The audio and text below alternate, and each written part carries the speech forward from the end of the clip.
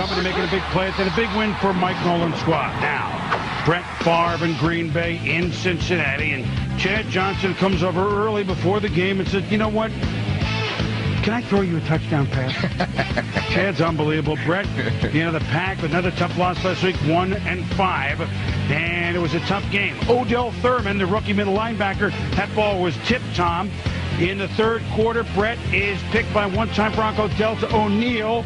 Later in the third quarter, Favre is going to have his pocket picked by O'Neal again. Later in the third quarter, it's going to be the Bengals again. The Bengals have the most interceptions of anybody in football.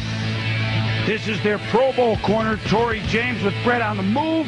It's actually a pretty good throw on the move, but James makes a nice play on it. And then early in the fourth, so this all came together. Thurman with his second pick. 5 interceptions of Favre, the most he's ever had in a regular season game. He had 6 in the 0-1 playoffs against the Rams. So after the 5th interception, Carson Palmer, who's thrown a couple of touchdowns, complete to Jeremy Johnson. Is every offensive player in the Bengals first name begin with an I? It is Jeremy Johnson. 21-7. Favre, fourth quarter. Despite all the picks, hits Bubba Franks, and with this little play, Favre passes Hall of Famer John Elway, second all-time yards, 51,595. Trailing only Dan Marino. Favre to Franks, 3 minutes to go. We have a game, 21-14. By the way, an aside, I like the uniforms the Bengals wore today, the day before Halloween, Tom. Favre steps up. And you know what? Whether this is pass interference or not, we can debate it.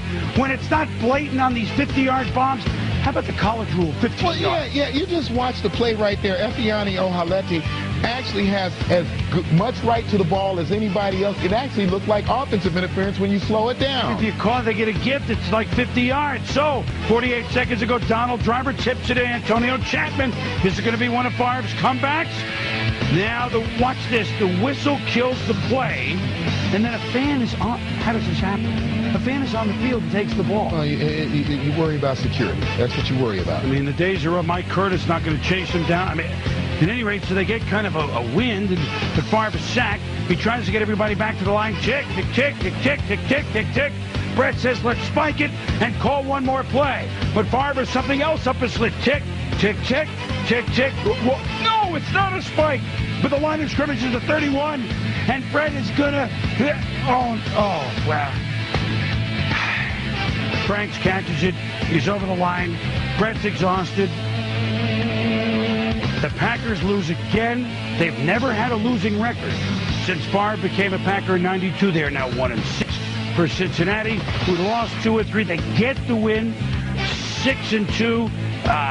The Bengals have picked the ball off 20 times this year. As we go inside the numbers, Tom, we'll see that 3 times in all against the Norris division. 15 against the NFC North.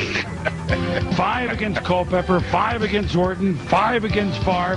They got 20.